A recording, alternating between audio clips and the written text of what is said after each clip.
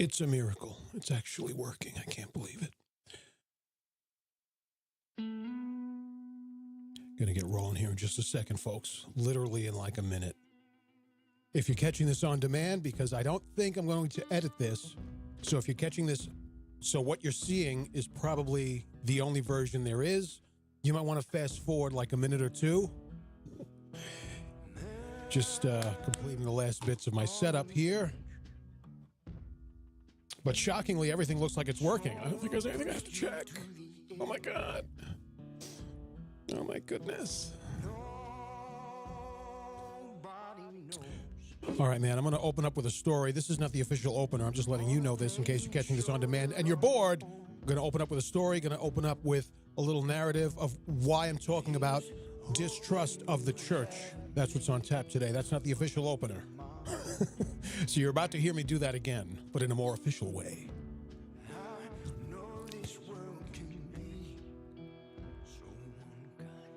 Okay. Yes, Lord.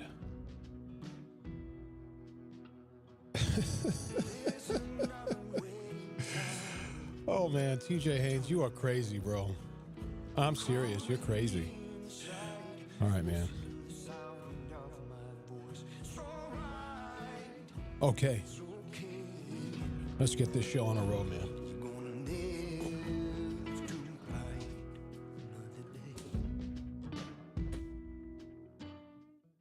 That's a great track.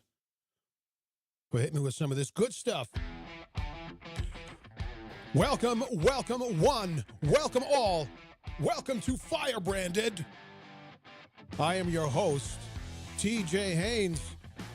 Follow me everywhere on socials at Real TJ Haynes. Follow the Truth Bomber, darling. I'm waiting for you. Come hit me up. This is going out live to YouTube and recorded February 19th in the year of our Lord, 2026. Do you trust the church or do you distrust the church? Do you look at the church with suspicion? You count every T, you count every dot, you make sure everything's in the right place in a papal document. You scrutinize the magisterium. Do you hold the church to your own subjective standard? We're talking about that today. I'm talking about where that actually comes from. It's going to surprise you, and we're talking about why you really need to do something about it, because that is the smoke of Satan that has entered the church. Distrust and suspicion toward the Holy Catholic Church. That's what's on tap today for Firebranded. This is a Firebranded Briefs. It's intended to be pretty short, pretty painless. Let's see how that actually goes. And I want to thank you again for joining me. Those of you catching me on demand, no one is catching me live yet, and that's okay. So let's get on with it. Here's the basis of this, okay? I'm going to be talking to you about an article. Hello, Mountains of Asylum. Welcome to the chat. I'm going to be talking to you about an article that I wrote on my website, Stoking the Embers. If you don't know, I run two websites, Stoking the Embers, which you can find. The link, by the way, is in the description here. Stoking the Embers is deep, reflective. It doesn't really, I think it's great for everybody, but it doesn't really appeal to average Catholics who are kind of on the surface. It's not a negative, I'm just saying. It doesn't really, it's a little bit deep. It presumes a lot of knowledge that average Catholics may not have. StokingEmbers.com. I also run The Forge at theforge.fm, which is the home of this podcast, Firebranded.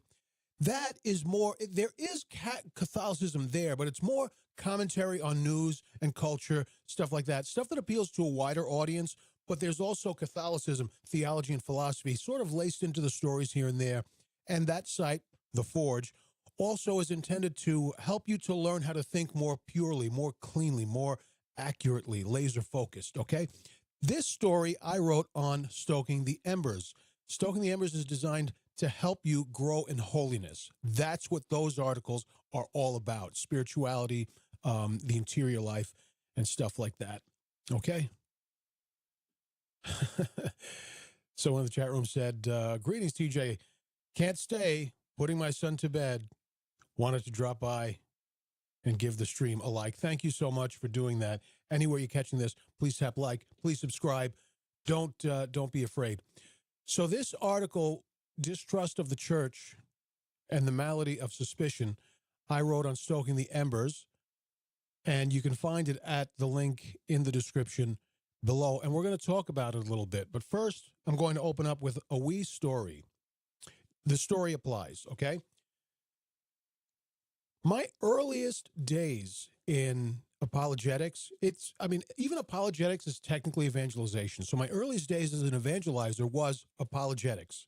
Mostly person to person. I was a young teenager at the time. So mostly person to person. It's not like I was doing talks. As I became a slightly older teenager, it was a little bit more debatey. Sometimes I would debate Protestant ministers, actually just two of them, but still. I would sort of present myself as a target for Jehovah's Witnesses who I saw roving around. I present myself as a target for Mormons roving around. I was looking for blood, man. I was vicious as a young teenager. But the earliest days of that really involved apologetics to my peers and slightly older, people who were like my age range but older than me, which when you're a kid, that's like a different world, right? You're 13 years old. A 15-year-old is a lot older than you, even though it's just 2 years. Anyway, so I used to get embroiled in a lot of debates, like person-to-person debates, and sometimes it was me against like a group of persons. And one of the topics that kept coming up when I tried to demonstrate the excellence of the Roman Catholic Church, the excellence of the Catholic faith, one of the things that kept coming up is, what's so great about that? You guys killed 1 billion Jews in the Spanish Inquisition.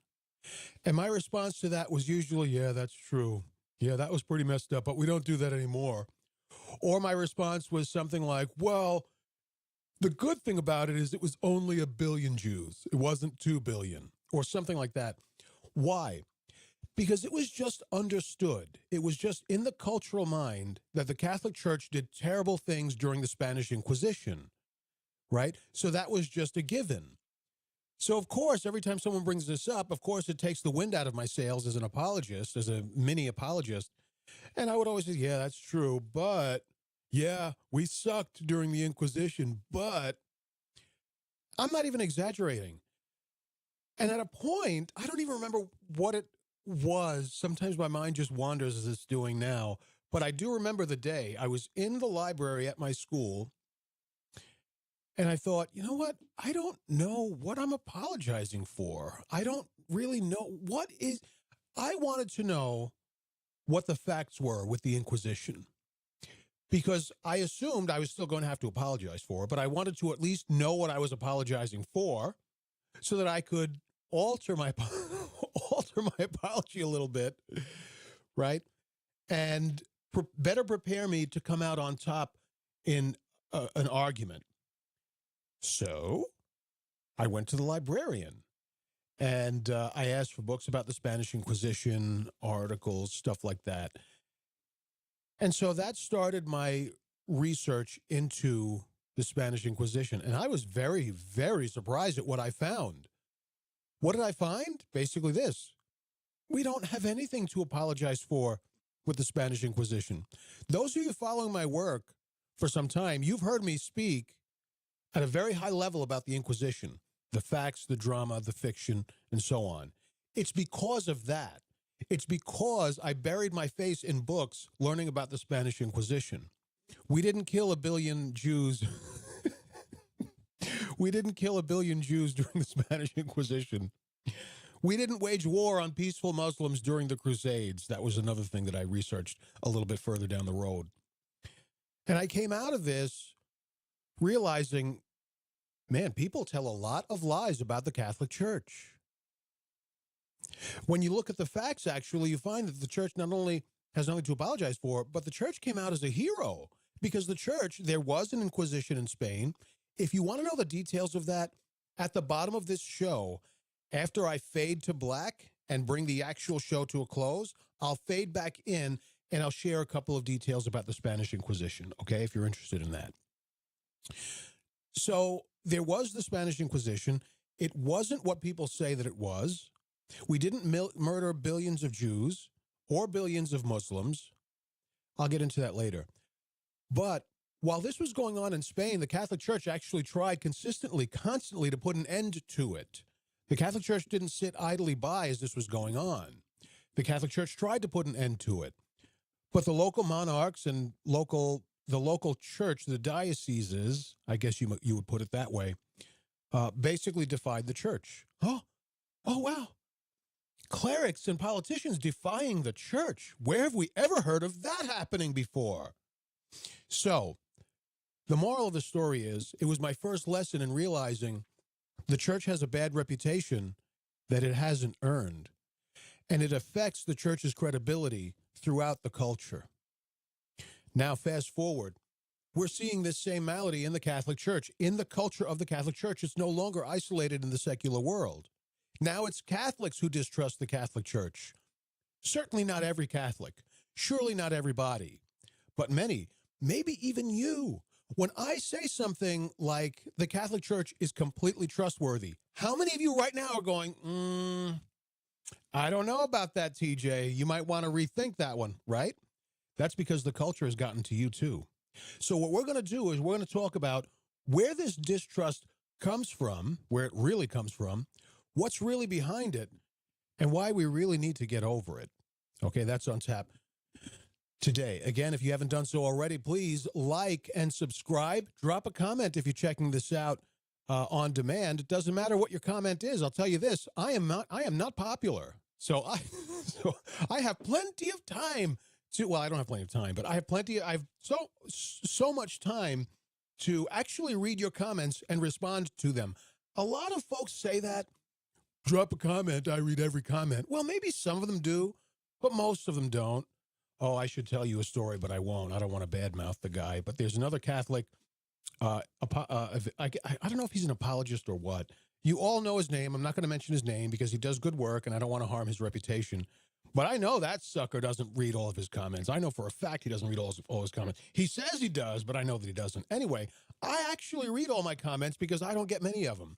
So I want you to drop a comment. Doesn't matter what it is, even if it's a question, even if it's not related, drop a comment. I respond. Okay, I read them and I respond.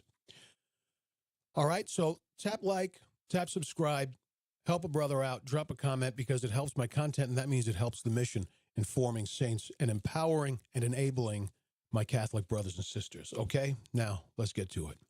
After I get these damn things back on. Oh, yes, nice and clean. Perfect. All right. So what I'm going to do is I'm going to go through the article. I am not going to read it to you. I might read little sections here and there, but the article is really to prompt me and direct me in my talking to you about it, okay? The article link is in this description. It is at Stoking the Embers, one of my websites, one of my article sites on Substack. And it is titled Distrust of the Church and the Malady of Suspicion. You know what a malady is? It's an illness. Okay, for those of you who don't know. Okay, where did this start? I've been getting into a lot of conversations. This is what I'm referencing. I've been getting into a lot of conversations with Catholics about a distrust of the church. And sometimes it sparks because there's conversations from news articles that are not delivering the Catholic news accurately, or they deliver the Catholic news with an agenda. Their agenda is not the truth. Their agenda is something else, usually to cast a shadow over the papacy, or not the papacy itself, but like this Pope or Pope Francis. Or it's to measure the quality and standing of the Catholic Church today against a measurement of the Catholic Church in the past. It's all agenda-driven. It is not truth-driven. If you are in the chat room, by the way, I see that you are chatting. I'm a Catholic convert. Okay, I see that you are chatting. I will go back and address things that you guys say in the chat room, okay? If I don't get to them right away, don't think that I haven't seen you. I'm watching, okay? I try to make sure everyone feels seen, acknowledged, and important. So, for various reasons, these conversations come up about trusting the church. A lot of people don't trust the church. They don't trust the magisterium. Or they trust the magisterium, but with reservation. Maybe the magisterium is right, but I have to check to make sure. I have to check and make sure this lines up with sacred tradition. Really? Come on, guys. So, and some of you are hearing that and saying, yeah, that's me. I have to check to make sure, because you never know. The church, folks, how many times during the pontificate of Pope Francis were Catholics saying, usually prompted by Catholic media, how many times did you hear or did you yourself say the Catholic Church is going to teach heresy? Will the Catholic Church teach heresy? Is the Catholic Church going to ordain women? Is. You know what that means? That means you don't trust the church. And if you're following my work, all through that phase, like through the crazy synods and everything, I was always saying the Catholic Church is not going to teach heresy. Stop worrying about it. We're not going to ordain women. Stop worrying about it. Stop worrying about it. And what happened? We didn't teach heresy. We're not ordaining women, right? So anyway, it's things like this that make this pop up. Where does that come from? Why do Catholics think we have to mark the Pope, grade the magisterium, hold the magisterium's feet to the fire, the way we would hold, if you're an American, the way we would hold Congress's feet to the fire? Where does that come from? Let's go into it. Every time the church shows up in headlines, the same reaction ripples out.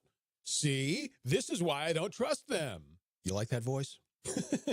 It doesn't matter whether the story is scandal and sometimes scandals are real, right? Doesn't matter whether the story is scandal, a policy decision, a papal remark, or a diocesan controversy, real or imagined. We are conditioned to react rather than to receive and consider what's happening or what's being said. Catholics have been conditioned to react first and consider later, if at all. This is not every Catholic, of course, but it's many Catholics. You especially see it online. Now, there are two events. Actually, I would have said one, but someone recently in a conversation on Substack, someone recently pointed me to another event and says that this is why Catholics don't trust the church. I'm going to tell you about the first one. Actually, I'm going to tell you about what he said to me, okay? One thing that he pointed out to me was COVID. COVID is the reason why we don't trust the church. The Holy Father, Pope Francis, said it's a moral responsibility to get the vaccine, but the vaccine was dangerous, and so on and so on. Also, most notably about COVID, the freaking lockdowns. Now, let me tell you, folks, I was very displeased, and it still sticks in my craw. The church's, what would you call it, performance during the COVID lockdowns, because nobody was taking the government to court. No, oh, wait, I'm wrong. Somebody was taking the government to court. Jews and other private organizations were taking the government to court. By and large, I'm sure there are exceptions, but by and large, the Catholic Church was not. There was one case, I'm not going to name the diocese because I don't want to badmouth the church, especially where it's not fair or it's not called for. I don't want to badmouth the church when it's not called. I don't want to badmouth the church, period, but especially not when it's not called for. There was one case where a Jewish organization took the state to court, and a local diocese in that state, I think it was a state thing, said, me too. The Jews, this Jewish organization, I forget what it was, took the state to court, and only then did a local diocese said, oh yeah, us too. So even then they didn't, and this was like flagrant abuse of government power that was really begging for a lawsuit for at least 2 months. And the Catholic Church did nothing. Others were taking the state to court. Catholic dioceses did nothing.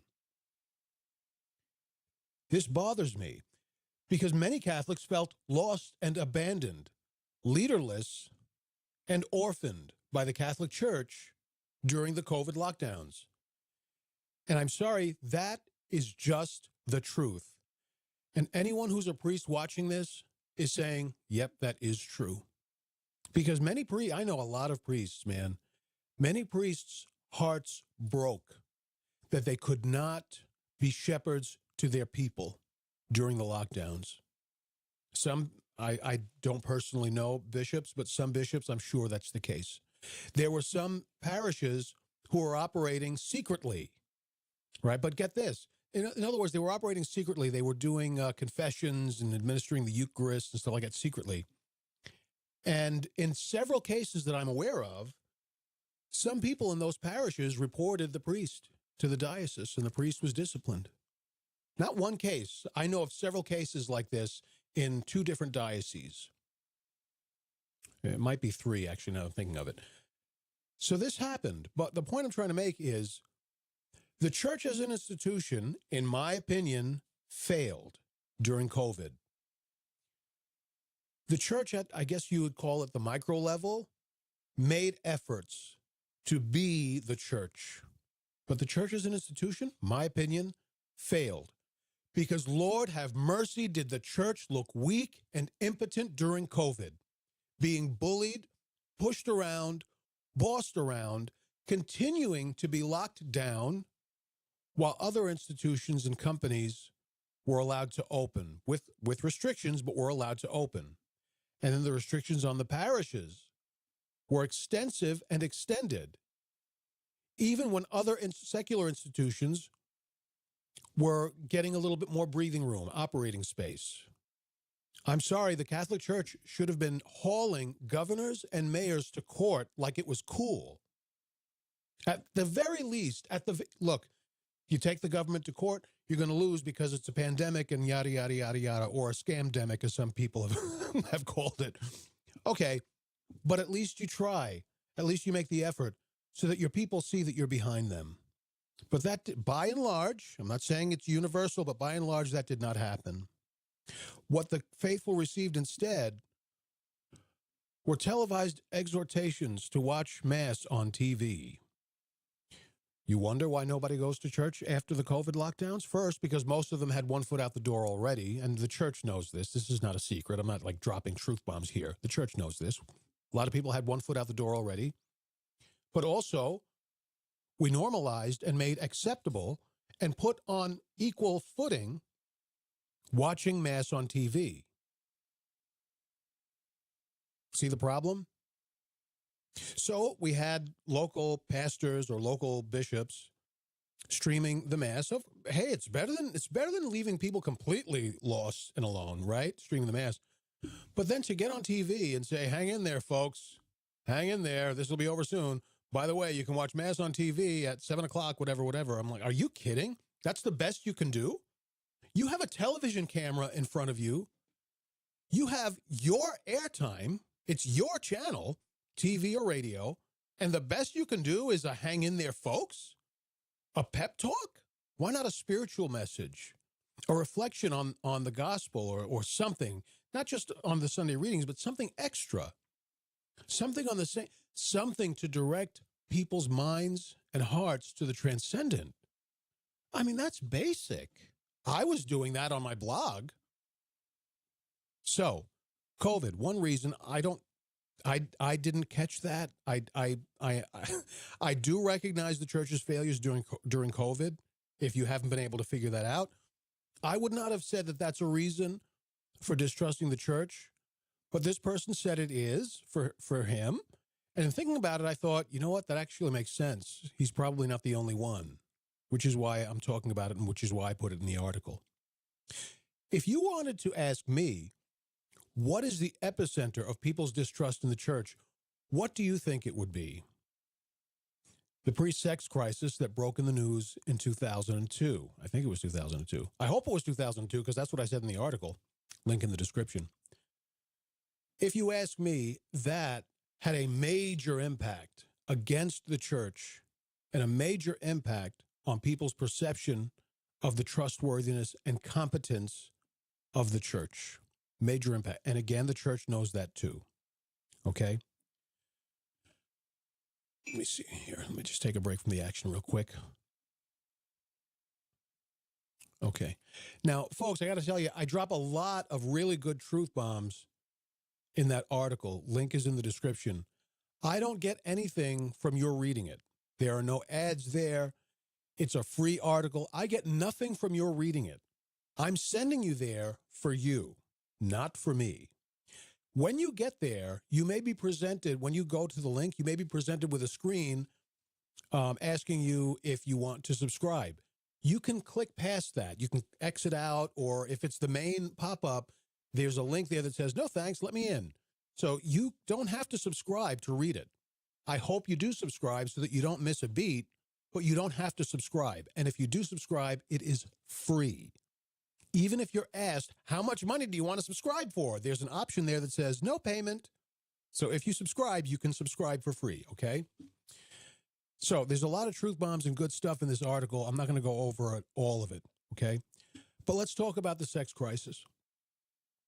This broke in the news in 2002, and it was talking about priest abuses or abuse of minors. They weren't all young children, but they were all minors by priests, spanning from the 1950s to about the 1980s.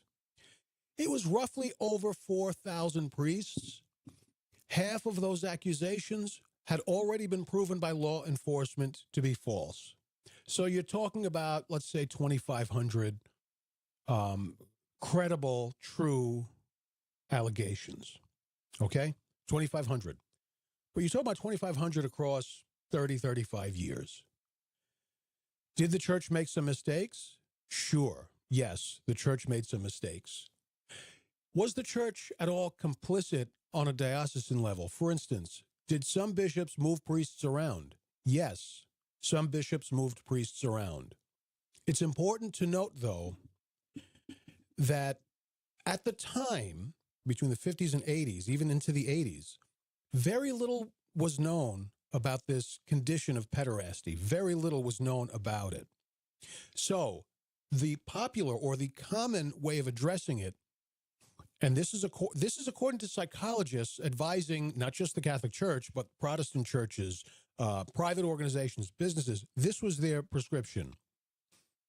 This is a fixation between one person and one person, right? Let's make it specific to the church. A priest and a child. It's a fixation between the priest and the priest has for the child. So separate them and put the priest into counseling, psychology, psychiatry. Separate them, put the priest in psychiatry, in therapy. That was the prescription, whether you were the Catholic Church, a private business, the Boy Scouts, Jewish yeshiva, doesn't matter. That was what you were told to do. Did bishops move priests around? Yes. Were some bishops trying to protect these priests? Yes. But most bishops were just doing what they were advised to do. You didn't get that in the media coverage. Okay? I'm not making excuses for anyone who's guilty, whether it's a bishop who moved priests around for the wrong reasons or even for the right reasons, but it was just a stupid thing to do. I'm not making excuses for guilty priests. I'm only trying to shine a light on the total story, okay?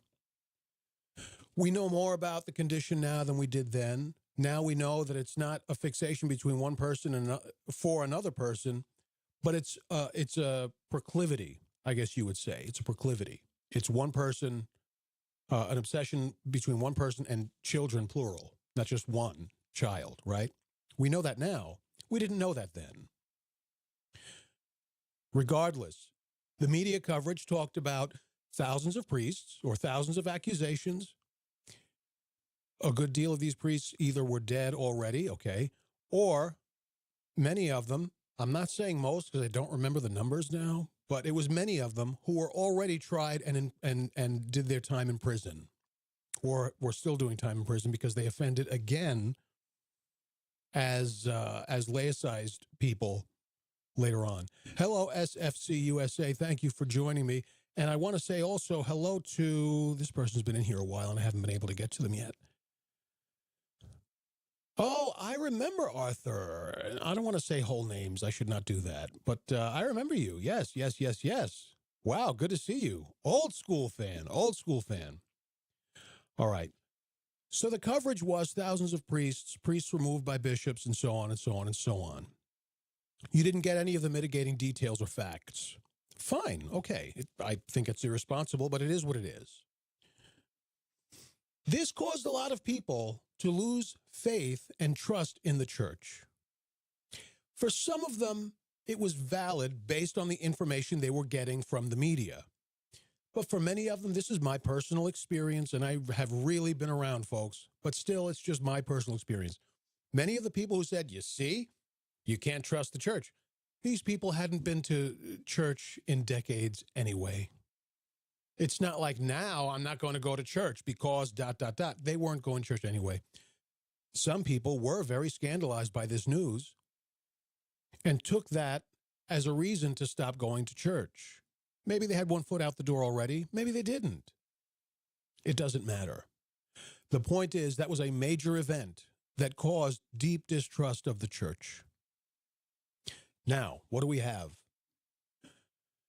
We have COVID-19, already did that to death. I'm not going to go through it again. We have the priest-sex crisis, the news of which broke in the early 2000s. This caused a lot of people to stop trusting the church.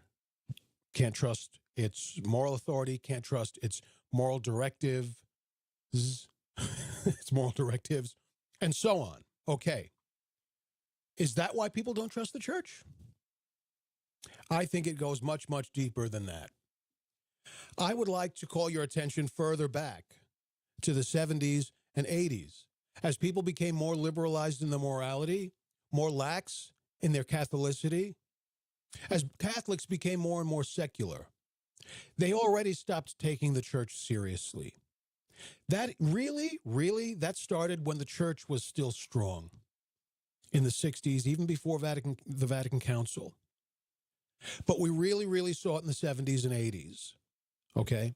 And then what else did we see? Folks, I can remember specifically learning that the Catholic Church learned this in a Catholic school, learning that the Catholic Church taught everybody that the world was flat and it was a sin to believe that it was round. Not true. All of you know that that's not true now, right?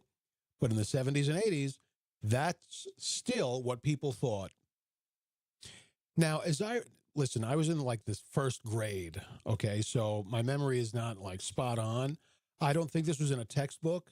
I think we were learning about Columbus, and this was just a talking point by the teacher. Still, the point is, it was in the culture. This lie that the Catholic Church taught that the world was flat, and Christopher Columbus was going to be the hero to prove that the church was wrong. Nonsense. But this is what was in the culture. Okay, the Catholic Church taught the world was flat. The Catholic Church burned Galileo at the stake. Not true. The Catholic Church is anti-science. Not true. The Catholic Church killed 1 billion Jews in the Inquisition and waged war on peaceful Muslims in the Crusades. Not true and not true. But this is what was in the culture. Why? Because by then, a lot of people wanted to distrust the church.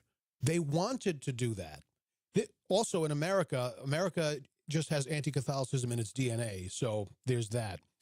But that aside, people wanted to distrust and disbelieve in the church and in the authority of her voice. And so they cherry-picked what they wanted to believe about the church. The church taught the world was flat. Aha! Then I don't have to go to Mass anymore. The church killed billions of Jews. Aha! The church is evil. So I don't have to follow what the church teaches. Then I'm not going to get into it, but later on, there was also what sprung up was critical theory against the authority of Scripture and against the historicity of Jesus. Jesus didn't even really exist. Aha! The church is a scam. That came later. Not going to get into that now. So, where did this distrust come from and how did it infect the church? That's the phase we're in right now. Okay, that's what I'm going to talk to you about right now. So in the church, again, this is the article at Stoking the Embers. It's my article. It's my website. There is a link to it in the description below. If you are chatting in the chat room, I'm going to get to you in like 5 minutes, okay? Don't lose heart. So, this distrust really started in the culture. Let me go back to this. This distrust really started in the culture. Hello, Gerard. Good to see you. This distrust started in the secular culture. It sprung up because of secularized Catholics and an increasingly irreligious popular culture.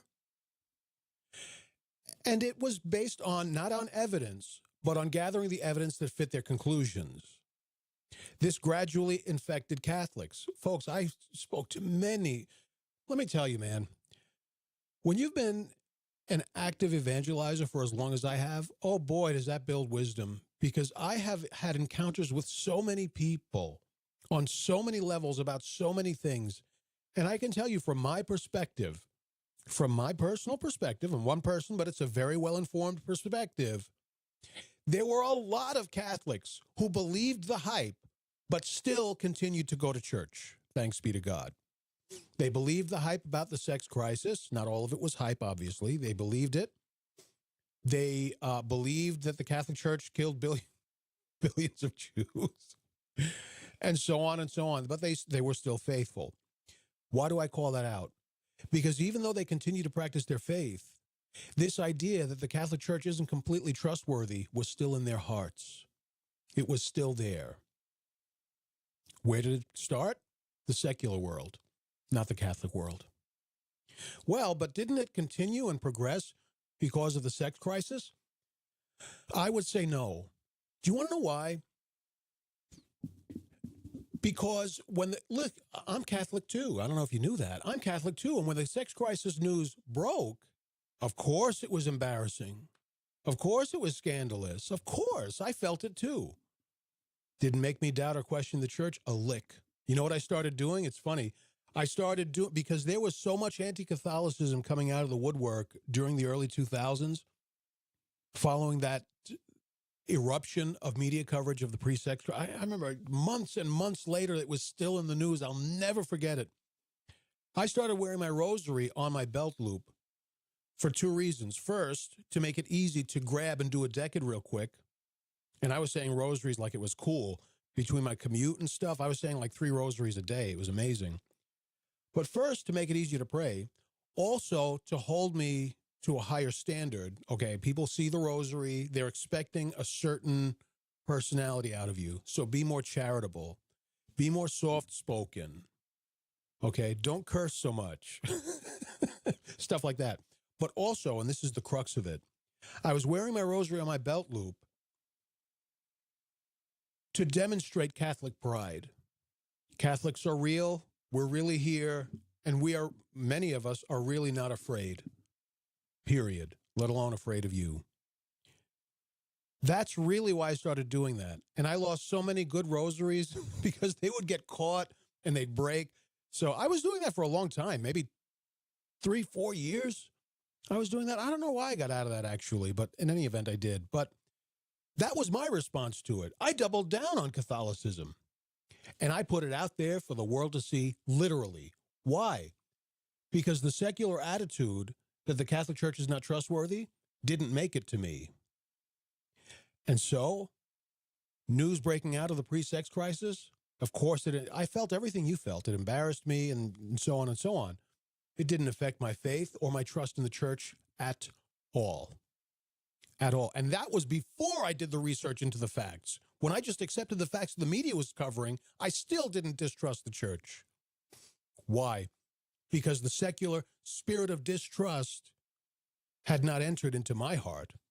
It had not infected and corrupted my Catholic identity. And that's why I took that on the chin and wasn't really impacted by it, not in terms of my faith and trust in the church. Because I separated the two. Yes, there are priests who committed acts of abuse. I mean, folks, don't we all have, especially if you're a lifelong Catholic, don't we all have horror stories? Maybe that's one, right, for some of you. Maybe some of you had to endure some kind of abuse, God forbid, and I'm sorry in the name of the church, I'm sorry. Or maybe we have some other horror stories of some a-hole priest or some mean nun, right? The different horror stories have different gravity. Of course, I'm not equalizing them. I'm just saying we all have our horror stories. But don't we separate the person from the church? I'll never forget in elementary school, I'm not going to say her name. She's dead now, but still I don't like to say names if I don't have to. But she was the principal of my school, a nun, a Dominican nun, and she was really, really, really tough. I would say it's safe to say she was mean. She was mean. There were some beautiful nuns there who were very, I mean, I was a little kid. Everyone's kind to a little kid, except for that nun. But there were some beautiful nuns there who were beautiful people, great characters, great teachers, and whatnot. But the principal was definitely mean. Did I look at that principal and say, look how awful the Catholic Church is? No. And what about you? Some of you have horror stories, right? Don't you separate the subject or the epicenter of that horror story from the church itself? Of course you do. And that was my approach to the priest-sex crisis. That is not the church. Abusive priests or mean nuns, that is not the church. That is that person. Do you know what the church is? Pick any saint you like. Pick any saint you like. That is what the Catholic Church is. Folks, do you understand? Any saint in Christianity is holier than Moses. Any saint in Christianity, holier than King David, holier than the prophets. You can be holier than Moses himself.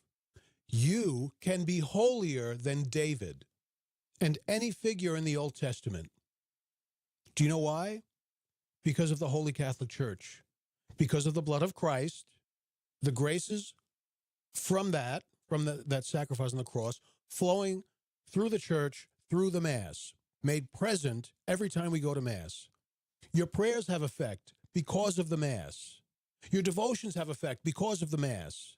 The sacraments have effect because of, well, not because of the Mass, but all of these things have effect because of the Mass, and the Mass has effect because of the cross. So all of this is possible because of the Holy Catholic Church. What's really the Catholic Church? Pick any saint you choose. The Catholic Church is not the abusive priests or the mean nuns or whatever, or the bad bishops or the ridiculous cardinal here or there, which they exist, right? But that is not the church. Pick any saint you like. There you will see the church, because there you will see the work of the hand of God, because God makes saints. God makes saints. So I always knew that these characters were not the Catholic Church. Didn't affect my trust at all. But for those who were infected by the secular spirit of doubt and mistrust or distrust in the Catholic Church, they had a very different follow-through. It affected them and impacted them very differently. Now, fast forward to the present time. People are watching, and I blame independent Catholic media on this to a large extent, because independent Catholic media, not all of them, but several of them, exploit this spirit of fear and distrust in the hearts of the faithful. And what they do is they leverage this, they exploit them at an emotional level so that they can own their minds and their wills. Do not trust this Pope. He's canonizing a pervert. LifeSite News. Do not trust this cardinal. He's anti-TLM. And so on and so on and so on. I just saw a post today from what's his name, who used to be the editor-in-chief at LifeSite News. I forget his name, John Henry Weston or something. What is it with these British people and their names? I just don't get it. But anyway, his post was very interesting. Let me see if I can dig it up here. I'm not going to show it to you because I don't want to go through all that, setting it up and stuff. But I think I posted to it on X. If you're not following me on X, you should do so because I'm very active there. Real TJ Haynes on X. There's an I in my name. Don't make me British. Haines. Real TJ Haynes on X. And what did this guy say? Hey, this was his tweet, his post on X. Breaking. Traditional Latin Mass, SSPX, going ahead with bishop consecrations despite Vatican threats. Now, folks, do you see there what I'm seeing? Why use the word threats? Why? Why posture yourself against the interests of the Holy Catholic Church by calling them threats? This has nothing to do with the traditional Latin Mass. The SSPX celebrate the traditional Latin Mass. That is true. But the SSPX is not another version of the Society of, what is it called? That Society of St. Peter or something like that. I forget the name now, just off the top of my head. That's not the same thing, just another version of the same thing. The SSPX, as far as I can tell, are against the Second Vatican Council or against many things in the Second Vatican Council. This has nothing to do with the traditional Latin Mass. The TLM, which they celebrate, is incidental. It's not even operative in the drama between the SSPX and the Holy Catholic Church. So why does this person pair the two? Because he knows the tradition, not all. He knows there are people in the traditional Latin Mass community who naturally sympathize with the SSPX, despite the fact that the SSPX is not in good standing with the Holy Catholic Church. They exploit you at an emotional level so that they can own your will by owning your mind without appealing to your mind. They don't appeal to your reason, right? This is dog whistling. They don't appeal to your reason. They appeal to your emotions so that they can bypass your reason, so that they can own your will, so that they can tell you how to think. They can tell you what to do with your reason.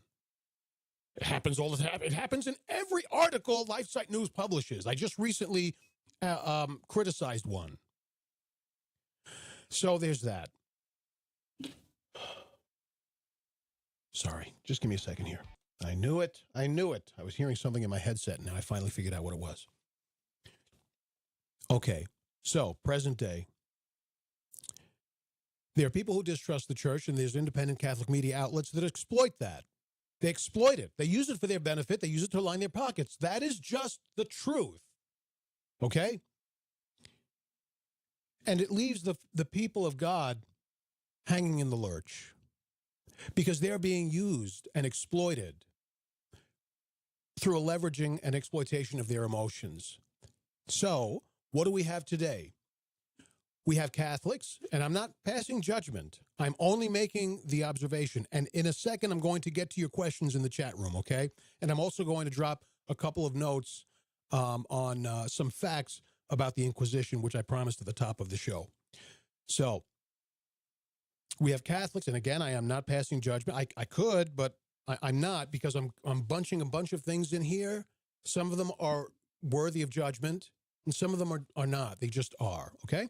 So this is not judgment. This is just an observation.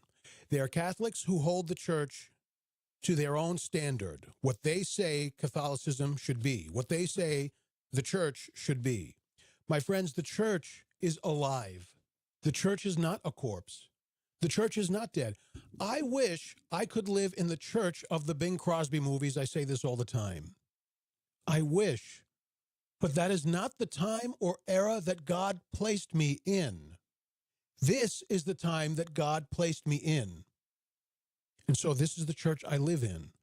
A living church that never changes, but transcends the time in which she finds herself, always.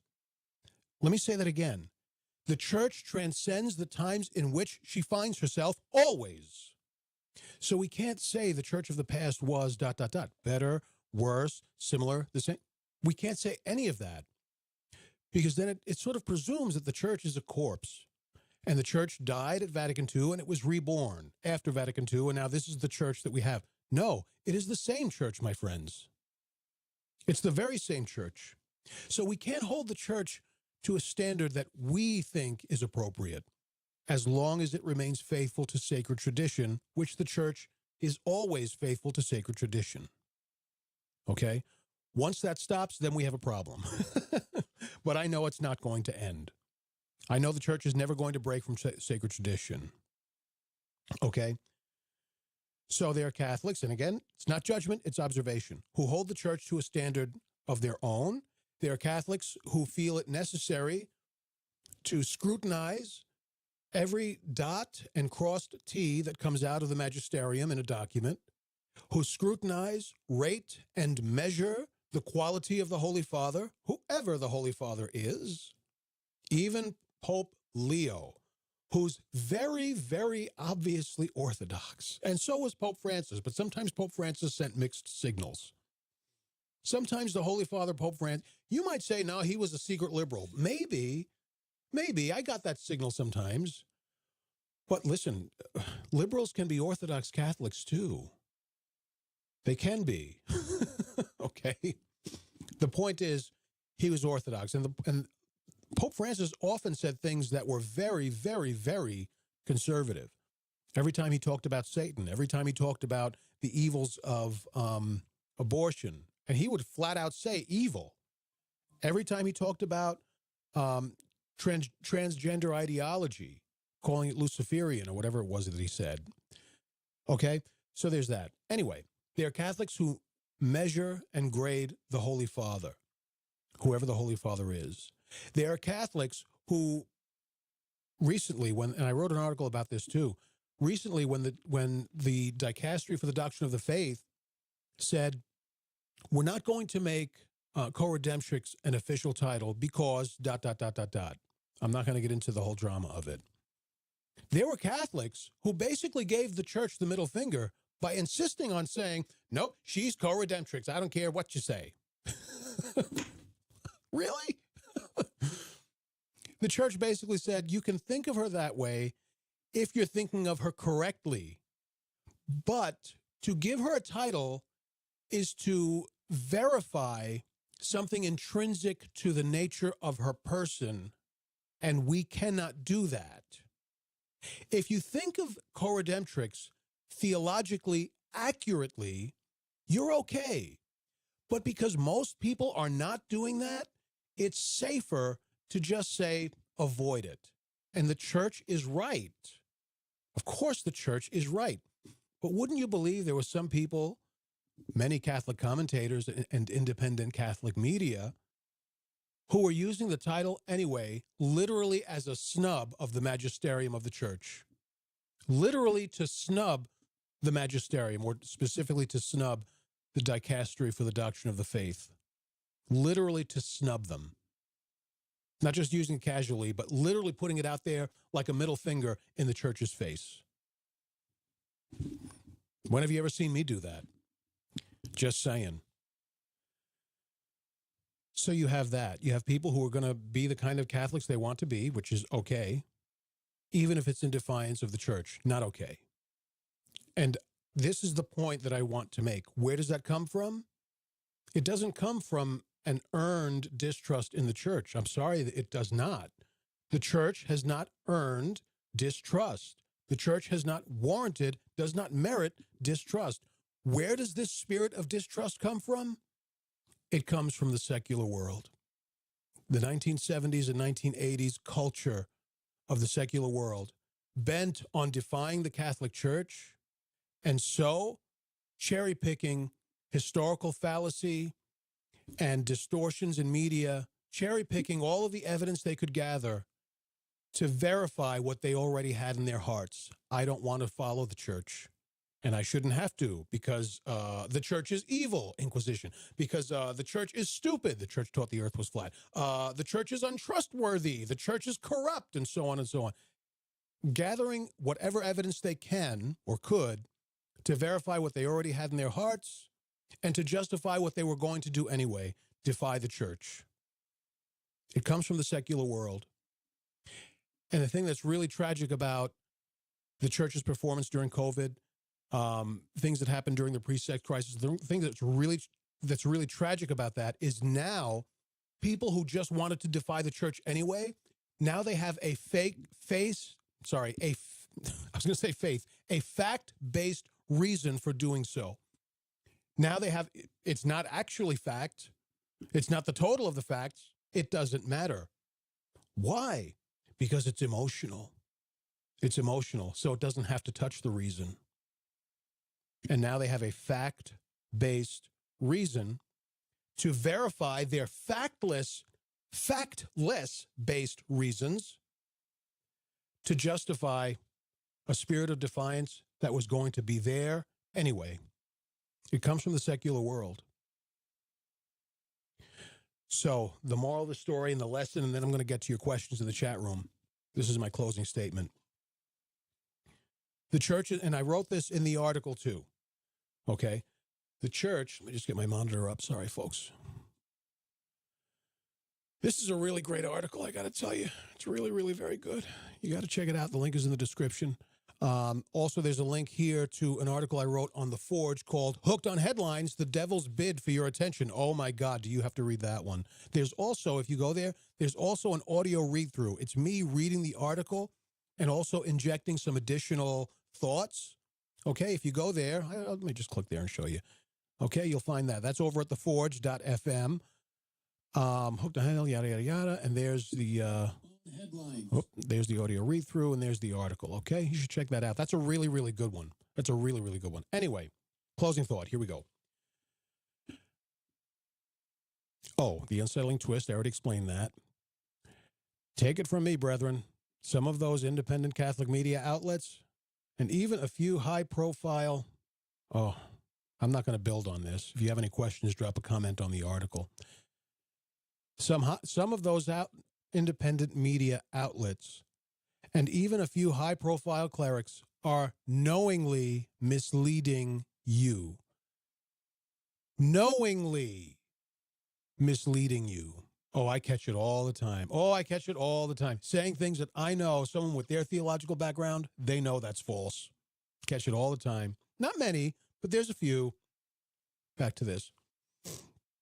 Even a few high-profile clerics are knowingly misleading you. Your trust in them is ill-placed. Just because they're saying what you want. And obviously, folks, I'm not saying this applies to all of you, okay? Understand this. I'm talking to a general audience here in this article. Just because they're saying what you want to hear doesn't mean that they're trustworthy. It only means that they're accomplices in advancing distrust of the church as she stands today. They're accomplices in advancing a distrust of the church as she stands today, measured against an idealized vision of her past. Is the church perfect? Absolutely not. And you know what? Across 2,000 years of Catholic history, you could always say that and it will always be true. Is the church perfect? No. That's always been true. Is the church a mess? Yes. And that has always been true. For Pete's sake, the first pope denied Jesus 3 times. One of the 12 apostles betrayed Jesus. Lord have mercy. There was squabbles and bickering amongst the apostles, the first magisterium, and so on and so on. No matter where you find yourself in church history, if you were to say the church is a mess, that would be a true statement. But does that matter? Does that make the church untrustworthy? No, because the church is perfectly competent and perfectly trustworthy in saving souls, in protecting and administering the sacraments, in the celebration and being the custodian, the sole custodian of the sacred liturgy. And the church is totally competent in her mission to form saints. Is the church, quote unquote, the church, always trustworthy with bookkeeping? Maybe not. Maybe not. So that'll work itself out.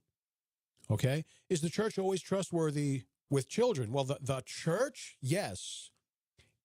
Individual people in the church? Maybe not. The church has always been a mess, sometimes worse than others. I mean, look at the Arian era in the church's history. That was pretty bad. Was it as bad as abusive priests? No, but I would say it was just as bad, but in a different way. I mean, the Arian heresy nearly tore the church apart.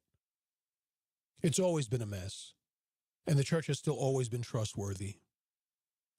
So, when you see a document come out from the magisterium, from the church, from one of the dicasteries, when you see that Pope Leo has made venerable a priest who might have done, it's not proven, might have done some creepy things in the Amazon, look, see past the emotions and look at the details. Don't be guided by your emotions. The church is not secular government, okay? The church is trustworthy. I learned that lesson very, very, very, very well in my years of research and study and arguing for the church, sometimes questioning the church. The church is trustworthy. You don't have to worry if the church is going to teach heresy, because the church won't teach heresy. The church won't break away from sacred tradition. You see the confidence with which I'm saying that? The church is not going to break from sacred tradition. There's going to be some people who are going to try to convince you that the church has broken from sacred tradition. And I'm going to tell you now, I want you to hear me real close. If you hear anyone, especially if they have a collar, telling you that the church broke from sacred tradition, I want you to peg them as a liar, as a deceiver, and a puppet in the hands of Satan. And I'm not taking back any of that. Because the church has never broken from sacred tradition. If you look at what they charge, if you look at their allegations and study it objectively, you will see, oh, this accusation is actually stupid. That's not a break of sacred tradition. Oh, that's stupid. What you're saying is sacred tradition actually isn't. But father or bishop or cardinal, you should know that. Oh, the father, bishop, or cardinal does know that. Now you have to ask yourself, why is he telling you different? Trust the church. The church is trustworthy. Never doubt that for a second. Now, I'm going to address some of these questions, and I want to thank you all again for joining me. This is going out exclusively on YouTube, so it's just the fam keeping it tight. Hello to Arthur and Teresa. This is Teresa, by the way. I'm a Catholic convert in 2008, and I had to wade through the John. Oh, yes. This is a good one. I'm a Catholic convert in 2008. I had to wade through the John Jay report and decide what to do about that as we entered the church. So the John Jay report was a report paid for by the Catholic Church. That doesn't mean it's biased. It can mean it's biased, but in this case, it sure wasn't. And the church asked John Jay to study these allegations, study the history, study the church. A lot of people, folks, there are sociologists and psychologists who do nothing at all but study institutional sexual abuse. John Jay College is, their specialty is criminal justice. So they were asked to look into this. Okay, that's the John Jay report that Arthur and Teresa are talking about. I came into Catholicism by reading the So they go on to say, I came into Catholicism by reading the catechism. I absolutely love and trust that. It's the many people telling me the catechism is wrong. That gets me. It's the many people telling me the catechism is wrong that gets me. Folks, let me tell you something. First of all, the catechism is not wrong. So yes, that would get me too. What a stupid thing to tell you, that the catechism is wrong. I will say this, though.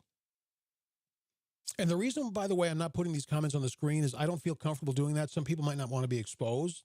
That's why I'm not putting them on the screen and I'm reading them to you, okay? So understand this. The catechism is a summary of Catholic teaching, okay? The catechism is not an exhaustive library of the church mind. I'll give you an example. The death penalty. What the church teaches, what is in the catechism now on the death penalty has always been church thought, okay? But in the past, so what the church teaches now is the death penalty is not permissible. What the church has always taught is the death penalty is permissible under extreme circumstances when it's really, really necessary, and there's no other possible way to protect the public from this awful person. That is still the truth. But today you don't have to kill someone. You don't have to execute someone to protect them from the public. With modern technologies, modern prisons, and so on and so on and so on, you can put somebody away for the rest of their lives, and they will never see another human being. That used to not be the case. That's why, under extreme circumstances, the death penalty was permissible. Today, that doesn't apply. So today, the church is saying, we are now at a place where the death penalty is not permissible because it's not necessary the way it used to be in the past, under extreme circumstances. That has always been church teaching since Augustine, or church thought, since Augustine. Long time, okay? But because the catechism is a summary of Catholic teaching, a lot of people didn't know that. So when Pope Francis revised the catechism on the death penalty, people saw that as a change of doctrine. It was not. It's just a different exposition of church thought that is timeless. So do keep that in mind. I mean, the catechism is loaded with footnotes, right? That's for a reason, because what you're getting in the catechism is a summary. It's a summary of everything that we believe. It is not an exhaustive library of why we believe it and what's behind the theology or what's behind what you're seeing in those pages. So the catechism is not wrong, but do keep in mind the catechism is a summary, okay? What you do with that fact, how that informs your research is up to you. As long as you have it in your head, this is a summary. It's not wrong, but it is a summary. Maybe there's more to this teaching, to this story. Just keep that in mind, okay? But no, whoever tells you the catechism is wrong, crazy. Absolutely. There again is a lack of faith in the church. The catechism is wrong. Oh, God, okay. Whatever. Why don't you just become Amish and call it a day? SFC says, good afternoon, TJ. Good afternoon, SFC. You're probably gone. Uh-oh. Arthur retracted a message. Hopefully Arthur didn't curse me out and say, oh, never mind. I guess he's not so bad. F you, TJ. Oh, actually, he's making me laugh and smile. I guess he's not so bad. Let me retract that. SFC says, don't forget about the Pope Joan fallacy. Yeah. This was something that I remember hearing about in my early teenage years, getting into apologetics, about another example of something that I said, yeah, I guess the church messed up there, accidentally ordaining a woman who turned out to be a really good pope. The Pope, there was no Pope Joan. That's all I'll say about that. That's a myth. There was no Pope Joan. And Gerard says, never understood people leaving the church. Yeah, me neither. Never understood people leaving the church. The only place to receive the real presence because of what some sinner priests did. Yeah, why would you leave the church and deny yourself the Holy Eucharist just because of what a priest did? No matter what the priest or priests have done. I'll go a step further. I have known people, well, actually I have known a couple of people like this, but mostly I see this online, where if they have to receive communion from a Eucharistic minister, they won't receive communion. Now, you'd be hard-pressed to have issues with Eucharistic ministers that top mine.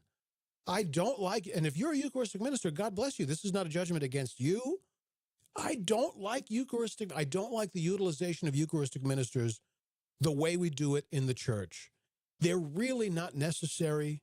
It's in my view, it's a way of making people feel included by letting them, participate and help the church. And that's great. I like the spirit behind it, but I don't like the overutilization of Eucharistic ministers. So there's that. But if I have to receive from a Eucharistic minister, do you think I'm sitting down and not receiving? Of course I'm going to receive anyway. I don't understand that. Or, if I have to go to a Novus Ordo Mass, I just won't. I have known someone to do that. I won't go to Mass if it has to be a Novus Ordo. Do you believe the Pope is a valid Pope? Yes. But, okay, so you're a sedevacantist who believes that we still have a Pope. That's really what you are. I just can't believe that. It's the Holy Eucharist. Seriously? People have died, have been martyred, pursuing the Holy Eucharist, secretly receiving the Holy Eucharist, secretly transporting the Holy Eucharist. People have died for that? And you're going to sit down because it's a Eucharistic minister? I'm sorry. I'm sorry. I'll pass. There's something wrong with that. If social media existed, this is Trad Wolverine. I have to say that name.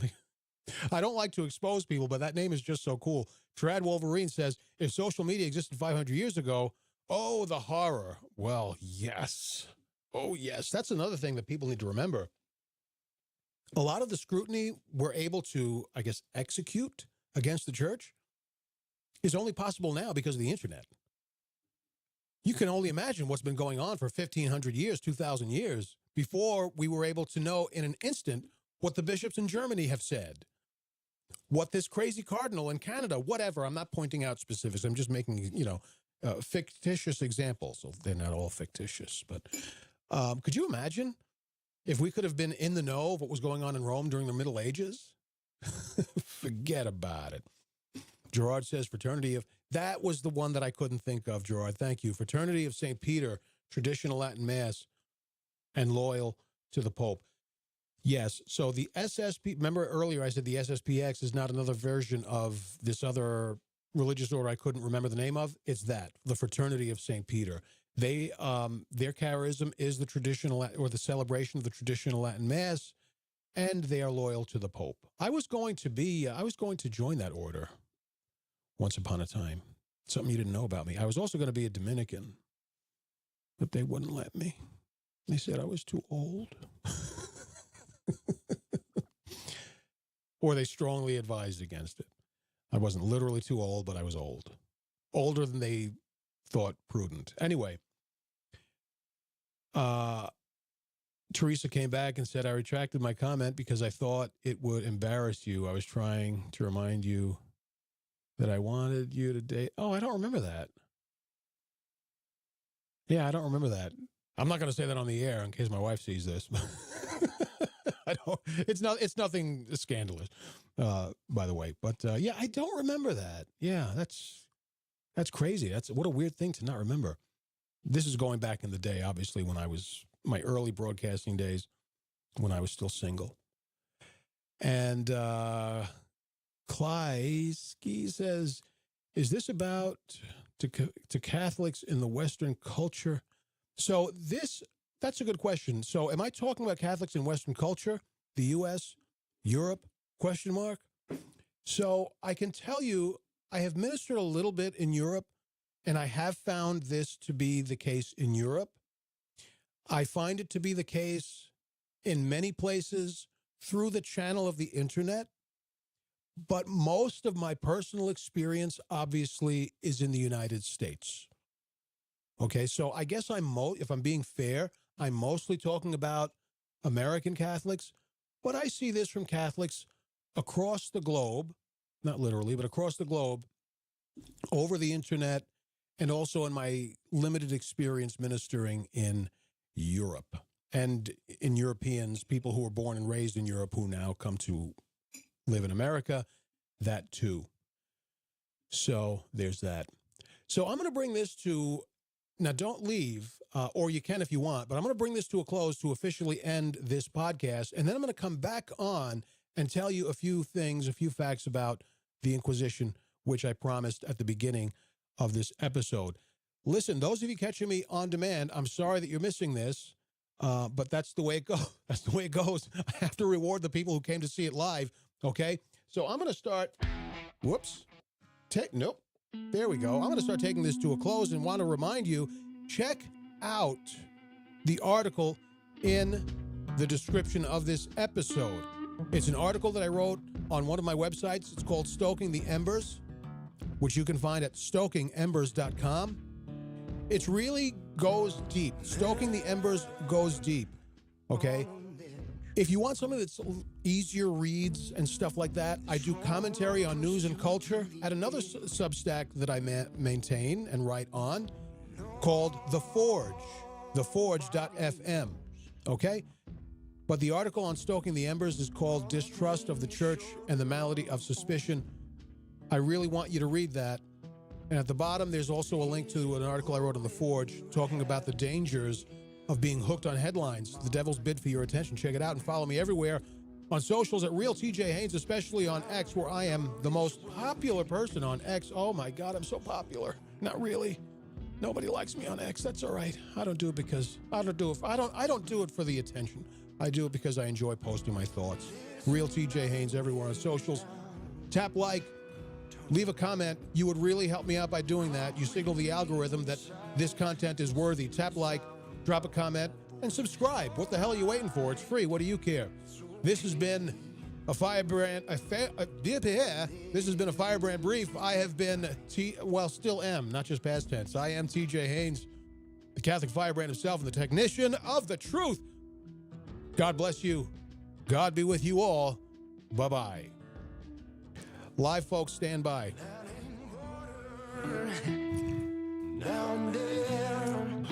Looking on the wrong frickin' camera during my exit. Live folks, stand by.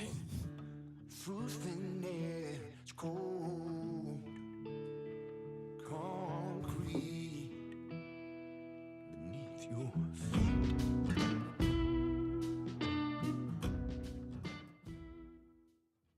All right, man. Well, I guess we would call this a little bit of an after show. A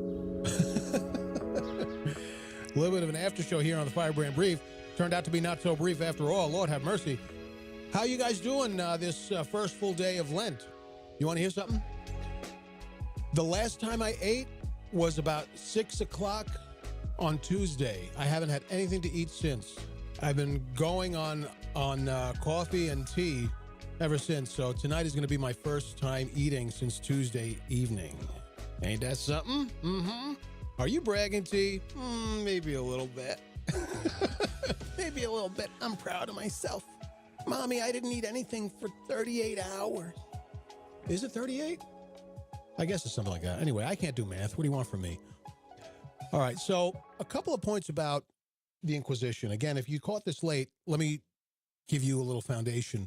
My early days as an apologist was literally apologizing for the Inquisition. Every time I tried to get into an argument, a discussion, a conversation, a debate, in favor, standing up for Catholicism and the Catholic faith and the Catholic Church, people always had that to throw out there. The church murdered billions and billions and billions of Jews during the Spanish Inquisition and this and that other historical fallacy. My habit, almost reflexively, was to say, yeah, that's true. Well, we're real sorry about that. But the Catholic Mass. Wait, the sacraments. It's really hard to come out on top when you have to start your argument with, we're real sorry about that. We really screwed that one up. I got to a point where I realized I don't really know what I'm apologizing for. I know about the myths. I've seen them in the movies. I've seen them in Monty Python.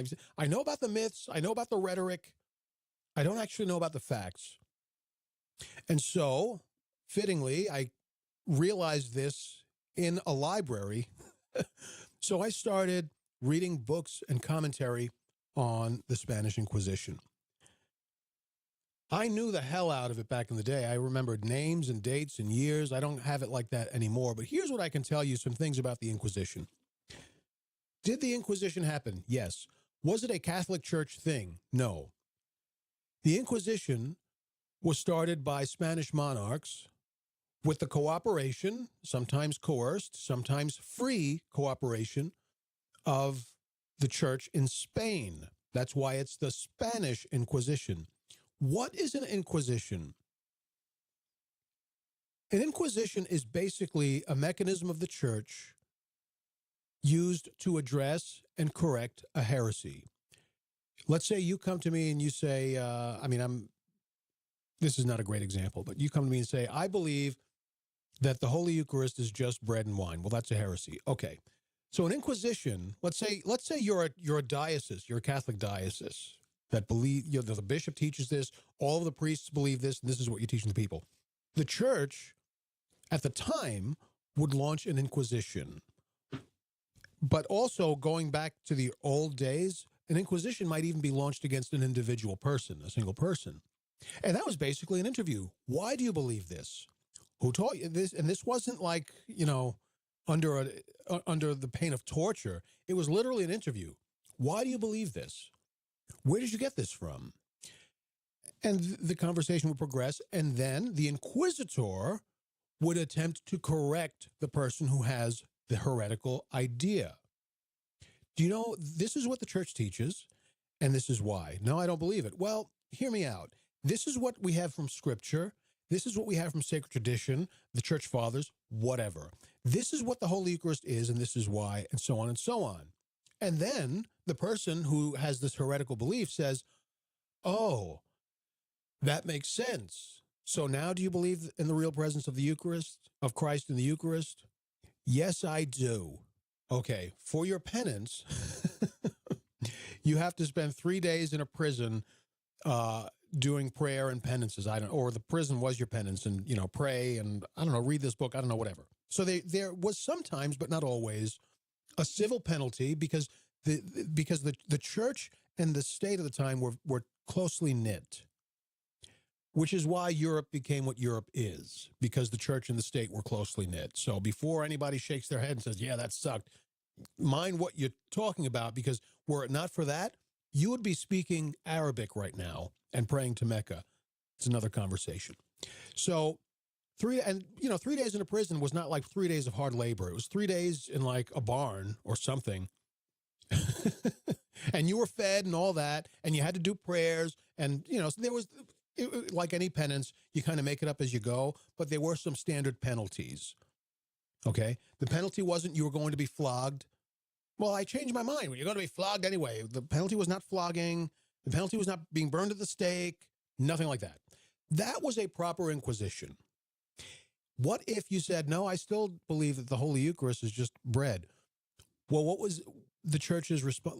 And generally, this was the local church that did this. It wasn't like somebody came from, well, I guess sometimes someone might have come from the Vatican, but usually it was the local church that handled these.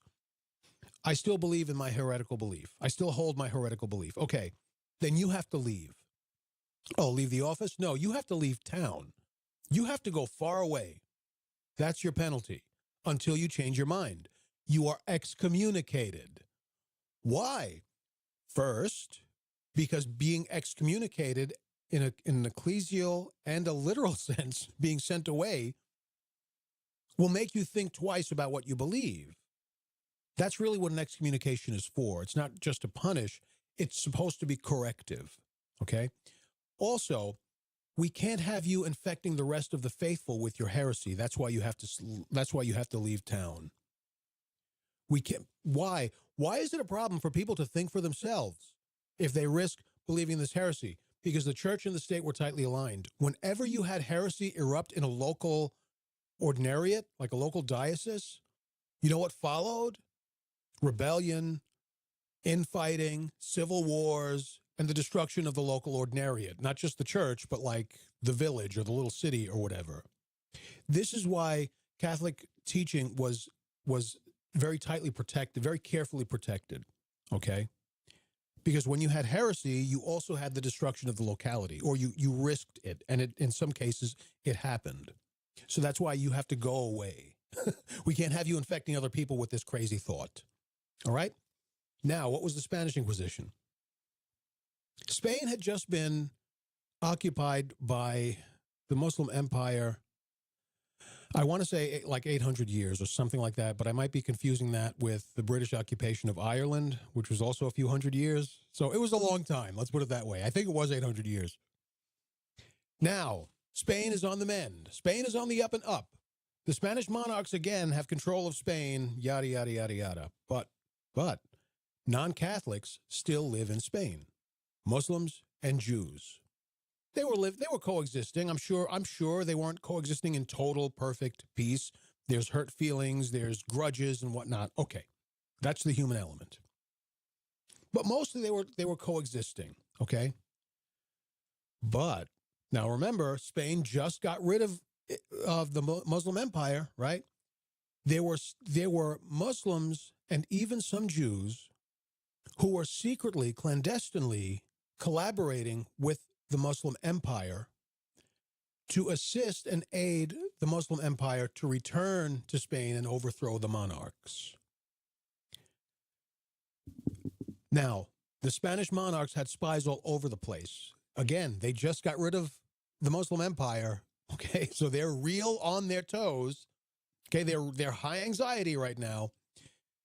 The spies returned this information to the monarchs, that there are some Muslims who are collaborating with the Muslim Empire. There are some Jews collaborating with the Muslim Empire, which today is unthinkable, but this is historical fact. There are also, and this is important, this is very important, there are also Catholic converts from Judaism and Islam who converted, but they aren't really Catholic. They're still Jews. They're still practicing Judaism or Islam. They just converted so that they would go unnoticed. They didn't really become Catholic. They just converted like in name only, I guess you might say. So, what do we call a Catholic who practices paganism? Chat room, what do we call a Catholic who practices paganism? Begins with an H. We just used that word. I'm going to wait a second to see if anyone chimes in. A Catholic who practices paganism or who believes something contrary to what the church teaches, We call those heretics. Well, what do we do in the church, especially at the time? What do we do with heretics? We subject them to an inquisition. Now you have the Spanish Inquisition. There you go. Mountains of Asilium got it. That's where the Spanish Inquisition came from. It was the Spanish monarchs, in collaboration with the church in Spain, launching an inquisition, not really to find heretics. They just used that as an excuse. Really what they were looking for were spies. Spies is what they were looking for. And they used the mechanism of an inquisition to do it. The church, the Catholic, the Vatican, tried to get this to stop.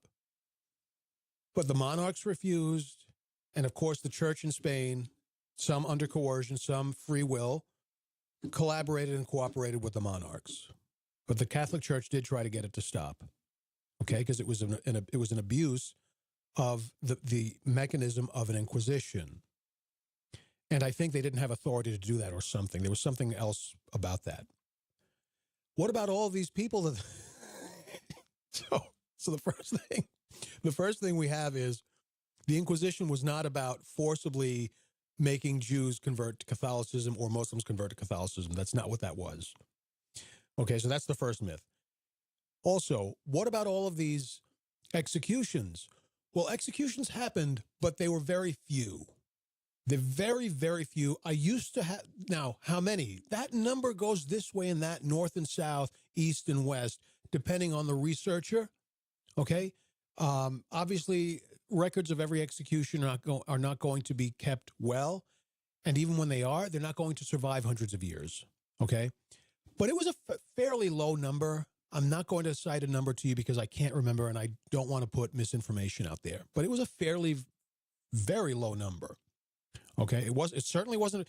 The reason I laugh every time I talk about how many people got executed during the Inquisition is because I remember in a debate, an actual debate, someone said the Catholic Church executed, just to throw out a number, 1 billion people. Like, this was like their official number. And it turns out that I knew how many people lived in Spain during the period of the Inquisition, and it wasn't anywhere close. Of the total population, wasn't anywhere close to what this guy had said. That's what, every time I talk about that, I remember that and laugh. That's why I laugh every time I say that. So it wasn't a lot of executions. It was very few.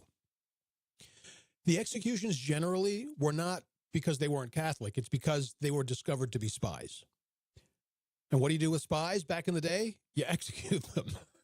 You can pass moral judgment on it today if you want, but that was just normal back in the day, okay?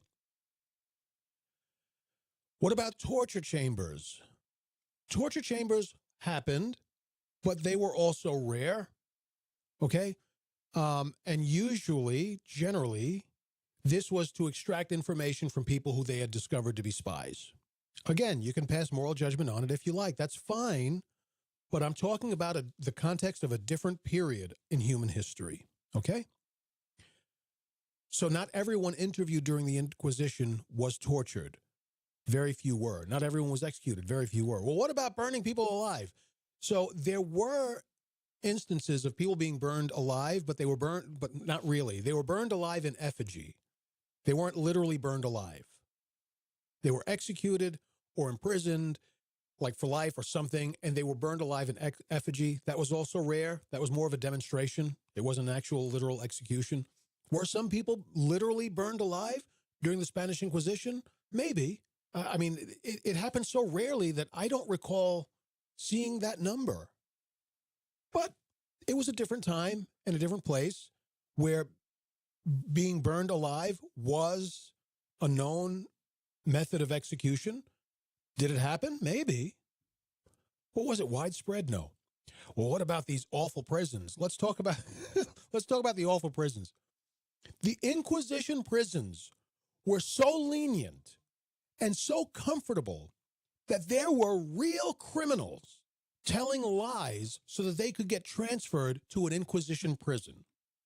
So let's say you're in prison for, I don't know, murder, whatever the crime. And some people would say, oh, and I'm also a heretic. I'm simplifying it, but you get the point. I'm also a heretic. Well, now you get moved to the Inquisition prison because you have to talk to the Inquisitor. Now, friends, let me tell you, this is true. This is not myth. This is true. Okay? And this is not true from one author of one history book. I have known this across 3 or 4 books that I had read on the Inquisition at the time. Okay? This was like a repeating thing. This is known. They were criminals who were telling lies, just to simplify it, saying that they were heretics so that they could get moved to the Inquisition prisons because they were so lenient and comfortable by comparison. Now, if the Inquisition were all about torture chambers and executions, do you think people would be telling lies to be sent there? I'm going to leave that for you to judge. So that's the prisons. So there were Inquisition prisons. And now listen, I have never been to an Inquisition prison. Okay, so I can't tell you how beautiful and lovely they were. I mean, they were prisons of the time, but they were not dungeons. There were no torture. I mean, did torture happen? Yes, but it was not widespread like people might have you believe. So this army of dungeons, this army of torture chambers, and these mass executions, all of that is fallacy. All of that is false. Does the Spanish church come out clean from the Inquisition? I guess not. But when you look at the facts, those are mitigating facts, aren't they? What the prisons were really like, the numbers of executions and so on. Those are pretty mitigating facts, right? Well, to mitigate it further, understand that this was a different time and a different place. Spain was just recently liberated from the Muslim Empire. They were on high alert. Torture was normal in the extraction of information. That was normal. Execution, whether it was by hanging, beheading, being burned alive, all of these things that we find barbaric today, that was normal back then. Do they come out smelling like roses? I guess not. But do they come out smelling like fire and brimstone from hell? No. You can imagine my surprise as I was reading these things, having spent, I don't know, a period of time saying, sorry about the Inquisition. It got to a point now that I was, you know what? I'll never forget this. It got to a point where I was inviting debate about the Inquisition and nobody took me up on it. I remember being so pissed off about that because now I was ready to put people in their place because I knew the hell out of the Inquisition and nobody wanted to talk about it. Like, son of a... True story. Also, I'd spent a lot of time researching things like Mormonism, Jehovah's Witnesses, because these people were always on a Catholic's case, whether it was mine or other Catholics. They loved to get a Catholic. So, and I remember I was having a conversation with, actually this happened with, I remember distinctly, these 2 Mormons, and on other occasions, this Jehovah's Witness. But what I'm about to tell you happened with both of these cases, where I was trying like hell to debate them, right? You know, the Catholic Church teaches yada, yada, yada, but this is what the Bible teaches. And I remember trying like hell to debate them, but really not knowing what I was talking about, but just trying in the moment to interpret the scripture that they were calling out, to interpret it as best as I could in the moment. Now I'm a kid, you know, to try to outsmart them or out-argue them. And this left me, and so I did a good enough job to buy myself some time. Not to win an argument, but to buy myself some time. And I was hell-bent on that never happening again. So anytime I found myself in this situation, I was going to crush my opponent. And I mean, those of you following me a long time, you know that this is how I roll. Crush. Bulletproof arguments, super aggressive in my argumentation. So I'm doing this, you know, here and there, reading, and I guess you could call it research, but that does kind of put it on a different level. But okay, research, reading, study, not just of what they believe, but of the scripture, of the Bible. And so I was ready. And there were times that I would present, almost like put a target on myself. Like if I see Mormons walking around, Jehovah's Witnesses, I would like carry a rosary or something. I remember one time carrying a rosary, like holding it out, so that they would see that I was Catholic and then try to convert me.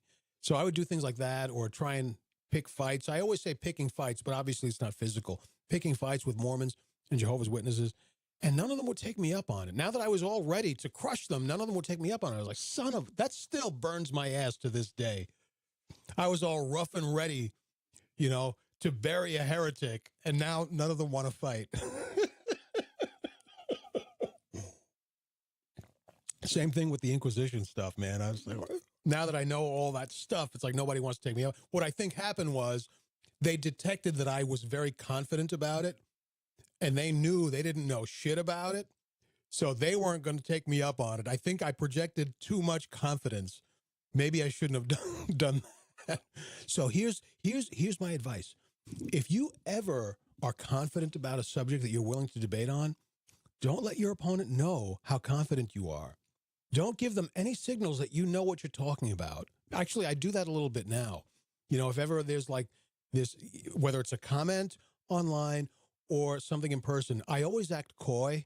Like, really? Does the church teach that? Tell me more. And I always try to draw them in. You should do that. Don't project too much confidence, or you're going to scare them away. Okay? Now, I have to ask, there's nobody else commenting in the live chat room. Are you guys still here? Because I only did all of this stuff for you. It says 4 concurrent viewers. Total views 102. Wow, that's pretty cool.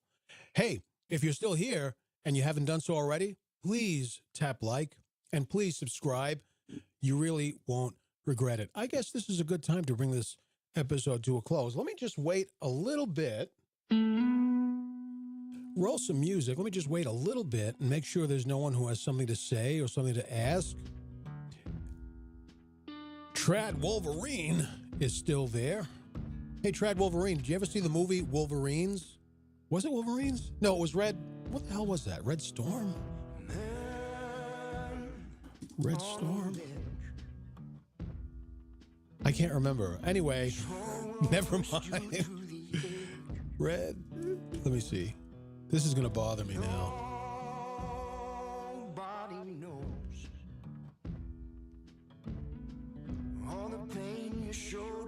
Mountains of Icilium is still there. Thank you, Mountains of Icilium.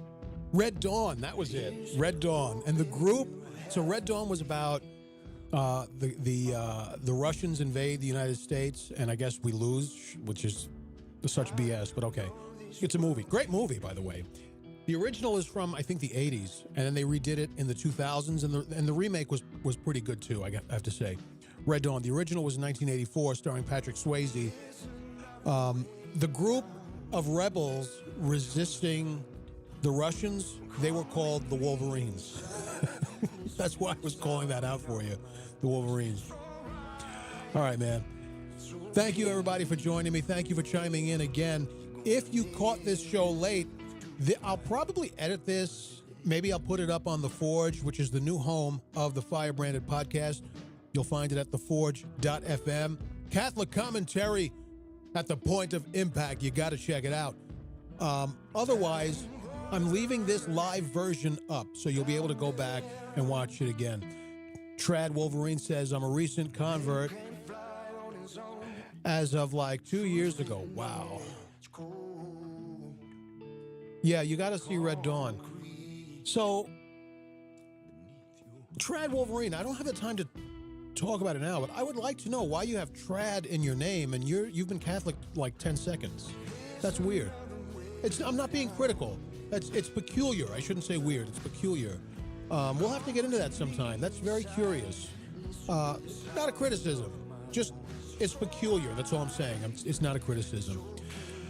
All right, man. Tap like, tap subscribe, drop a comment. It really helps me out. It signals the algorithm that this content is worthy. And of course, subscribe so that you never miss the heat. And if you do check out the link to the article in that description there, once you get to my Substack, consider subscribing. It's free. And this way, new articles get sent to your inbox. You don't have to worry about an algorithm coming between you and the truth. Follow the Truth Bomber at Real TJ Haynes everywhere on socials, especially on X. Thank you for joining me, everybody. God bless you, and God be with you all. Bye-bye.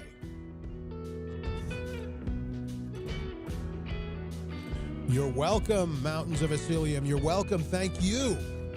It's I who should be thanking you.